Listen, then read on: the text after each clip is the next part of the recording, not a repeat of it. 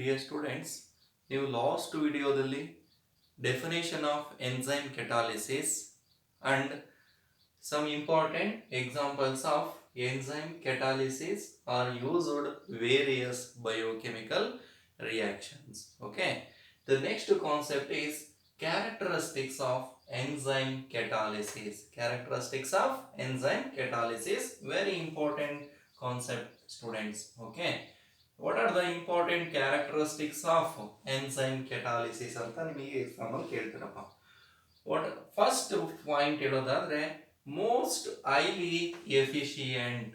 Most highly efficient ಏನಾಗಂದ್ರೆ most highly efficient ಅಂತಂದ್ರೆ, for example, if one mole of enzyme which can catalyze million molecules of reacting molecules. ಅರ್ಥ ಆಗ್ತಿದ್ಯಾ ಮಕ್ಕಳೇ?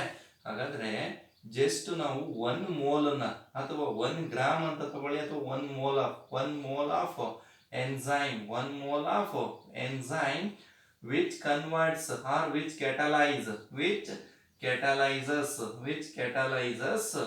million moles of reacting molecules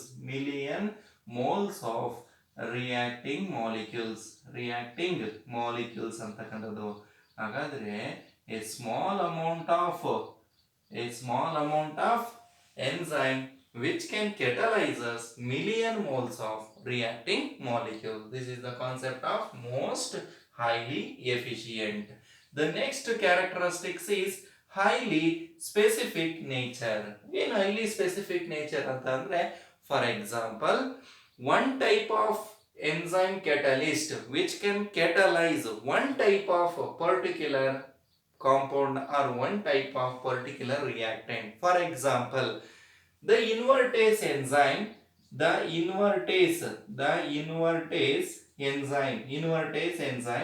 which can catalyze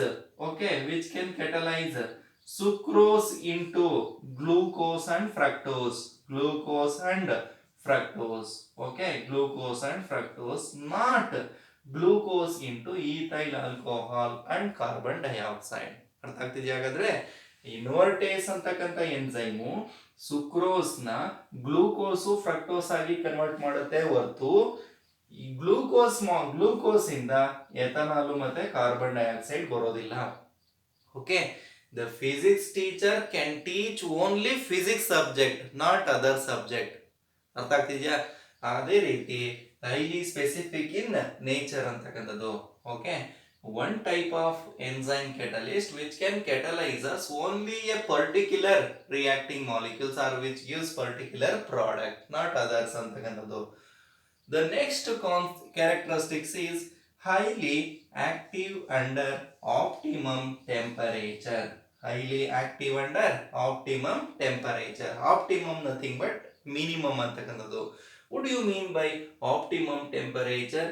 The rate of the enzyme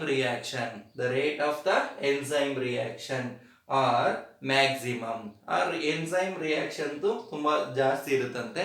ಆ ಒಂದು certain temperature ನಾವು optimum temperature ಅಂತ ಕರೆದಿದ್ದೀವಿ ಮಕ್ಕಳೇ. Okay. ಹಾಗಾದ್ರೆ the rate of enzyme catalysis is maximum at a certain temperature is called optimum temperature. At this optimum temperature the enzyme activity is maximum. Okay.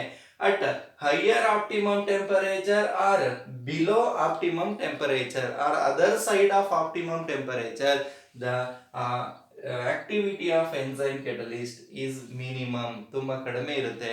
ಹಾಗಾಗಿ optimum temperature range ಎಷ್ಟಿರುತ್ತಪ್ಪ ಅಂದ್ರೆ 298 kelvin to 310 kelvin. 298 kelvin to 310 Kelvin. That range of temperature the enzyme activity is very maximum. That temperature is called optimum temperature. ಅರ್ಥ ಆಗ್ತಿದ್ಯಾ? ಹಾಗಾದ್ರೆ below 298 kelvin ಹೋದ್ರೂ enzyme activity ಕಡಿಮೆ ಆಗುತ್ತೆ. Above 310 kelvin ಹೋದ್ರೂ enzyme activity ಕಡಿಮೆ ಆಗುತ್ತೆ. ಅರ್ಥ ಆಗ್ತಿದ್ಯಾ?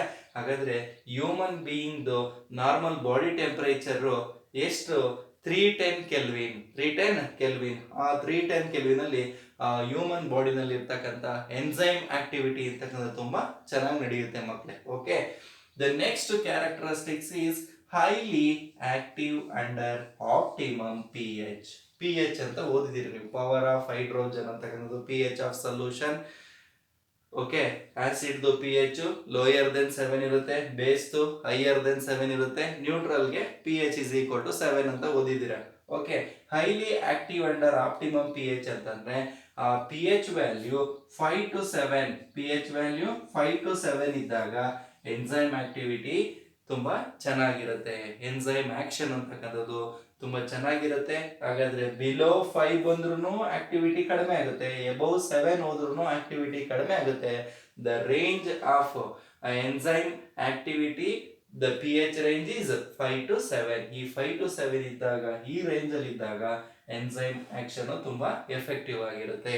Okay, next one, increasing activity in presence of activators and coenzymes. ಹಾಗಾದ್ರೆ ಫಾರ್ ಎಕ್ಸಾಂಪಲ್ ಇವಾಗ ಎನ್ಸೈಮ್ಸ್ ಆರ್ ದ ಪ್ರೋಟೀನ್ ಅಂತ ಹೇಳಿದ್ರಪ್ಪ. ಎನ್ಸೈಮ್ಸ್ ಅಂತಕ್ಕನ್ನೋದು ನೈಟ್ರೋಜಿನಸ್ ಕಾಂಪ್ಲೆಕ್ಸ್ ಕಾಂಪೌಂಡ್ಸ್ ಅಂತ ಹೇಳಿದ್ರು. ನೈಟ್ರೋಜಿನಸ್ ಕಾಂಪ್ಲೆಕ್ಸ್ ಕಾಂಪೌಂಡ್ಸ್ ಅಂದ್ರೆ ಪ್ರೋಟೀನ್ಸ್ ಪ್ಲಾಂಟ್ಸ್ ಅಲ್ಲಿ ಇರುತ್ತೆ, ಅನಿಮಲ್ಸ್ ಅಲ್ಲೂ ಇರುತ್ತೆ.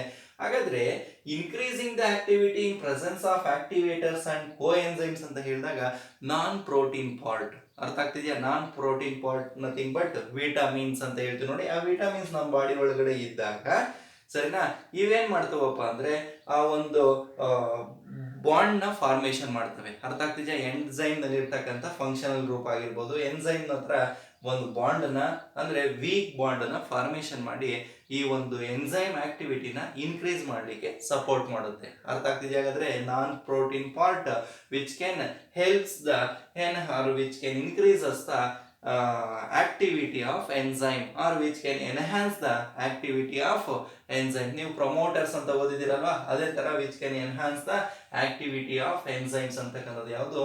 ಈ ಆಕ್ಟಿವೇಟರ್ಸ್ ಮತ್ತೆ ಕೋ ಎನ್ಸೈಮ್ಸ್ ಅಂತಕ್ಕಂಥದ್ದು. For example some metal ions ಆಗಿರ್ಬೋದು, ಸೋಡಿಯಂ ಅಯಾನ್ ಆಗಿರ್ಬೋದು, ಸಿಲ್ವರ್ ಅಯಾನ್ ಆಗಿರ್ಬೋದು, ಕೋಬಾಲ್ಟ್ ಆಗಿರ್ಬೋದು, ಕಾಪರ್ ಅಯಾನ್ ಆಗಿರ್ಬೋದು, ಮ್ಯಾಂಗನೀಸ್ ಆಗಿರ್ಬೋದು. These are the some important examples for metal ions acts as a coenzymes ಅಥವಾ ಆಕ್ಟಿವೇಟರ್ಸ್ ಆಗಿ ಆಕ್ಟ್ ಮಾಡುತ್ತೆ ಮಕ್ಕಳೇ. Okay, last one is influence of inhibitors and poisons. Poisons ಅಂದ್ರೆ ಗೊತ್ತು ನಿಮಗೆ, which can decreases the efficiency of the catalyst ಅಂತ ಓದಿದ್ದೀರಾ. ಹಾಗಾದ್ರೆ ಇಲ್ಲಿ ನಾವು ಫಾರ್ ಎಕ್ಸಾಂಪಲ್ ಇಲ್ಲಿ ಏನಾಗುತ್ತೆ, ಸಮ್ ಅಮೌಂಟ್ ಆಫ್ ಅಂದ್ರೆ ನಾವು ಇವಾಗ ಕೆಲವೊಂದು ಡ್ರಗ್ಸ್ ನ ತಗೋತೀವಿ ನೋಡಿ. ಆ ಡ್ರಗ್ಸ್ ನಮ್ಮ ಬಾಡಿ ಒಳಗಡೆ ಹೋದಾಗ ಆ ಡ್ರಗ್ಸ್ ಏನ್ ಮಾಡುತ್ತಪ್ಪ ಅಂದ್ರೆ ಎನ್ಸೈಮ್ ಆಕ್ಟಿವಿಟಿನ ಕಡಿಮೆ ಮಾಡ್ಬಿಡುತ್ತೆ, ಆ ಒಂದು ಫಂಕ್ಷನಲ್ ಗ್ರೂಪ್ ನ ಬ್ಲಾಕ್ ಮಾಡ್ಬಿಡುತ್ತೆ. ಎನ್ಸೈಮ್ಸ್ ನಲ್ಲಿ ಇರ್ತಕ್ಕಂಥ ಫಂಕ್ಷನಲ್ ಗ್ರೂಪ್ ಏನ್ ಮಾಡುತ್ತೆ, ಬ್ಲಾಕ್ ಮಾಡಿ ಎನ್ಸೈಮ್ ಆಕ್ಟಿವಿಟಿ ಕಡಿಮೆ ಆಗ್ಬಿಡುತ್ತೆ. ಎನ್ಸೈಮ್ ಆಕ್ಟಿವಿಟಿ ಕಡಿಮೆ ಆಗ್ತಾ ಇದೆ ಅಂದ್ರೆ ಅಲ್ಲಿ ನಮ್ಮ ಬಾಡಿ ಅಂತಕ್ಕಂಥದ್ದು ಅಷ್ಟು ರೆಸ್ಪಾನ್ಸ್ ಮಾಡೋದಿಲ್ಲ. ಹಾಗಾಗಿ influence of inhibitors and Poisson's ಅಂತಕ್ಕಂಥದ್ದು, ಕೆಲವೊಂದು ಪೀಪಲ್ ಡ್ರಗ್ಸಿಗೆ ಅಡಿಕ್ಟ್ ಆಗಿರ್ತಾರೆ. ಈಗ ಹೋಗ್ತಾ ಹೋಗ್ತಾ ಹೋಗ್ತಾ ಹೋಗ್ತಾ ಏನಾಗುತ್ತಪ್ಪ ಅಂದ್ರೆ ಡ್ರಗ್ಸಿಗೆ ಅಡಿಕ್ಟ್ ಆಗಿರ್ತಕ್ಕಂಥವ್ರು ಆ ಎನ್ಸೈಮ್ ಆಕ್ಟಿವಿಟಿ ಎಲ್ಲ ಕಡಿಮೆ ಆಗಿ ಒಂದ್ಸತಿ ಕೋಮಾಗ ಹೋಗ್ತಕ್ಕಂಥ ಚಾನ್ಸಸ್ ಕೂಡ ಇರುತ್ತೆ. These are the important characteristics of enzyme catalysis. Okay, ನೀವು ಎಕ್ಸಾಮಿಗೆ ಏನಾದರೂ ಕೇಳಿದಾಗ ಜಸ್ಟ್ ಯಾವುದಾದ್ರೂ 2-3 ಪಾಯಿಂಟ್ಸ್ ಬರುತ್ತೆ ಸಾಕು, ಎಕ್ಸ್ಪ್ಲನೇಷನ್ ಮಾಡೋ ಅವಶ್ಯಕತೆ ಇರೋದಿಲ್ಲ ಮಕ್ಕಳೇ. Okay, most highly efficient, highly specific in nature, highly active under optimum temperature 298 Kelvin to 310 Kelvin, highly active under optimum pH range 5 to 7, increasing activity in presence of activators and coenzymes, and last one is influence of inhibitors and poisons. Okay, these are the some important characteristics of enzyme catalysis.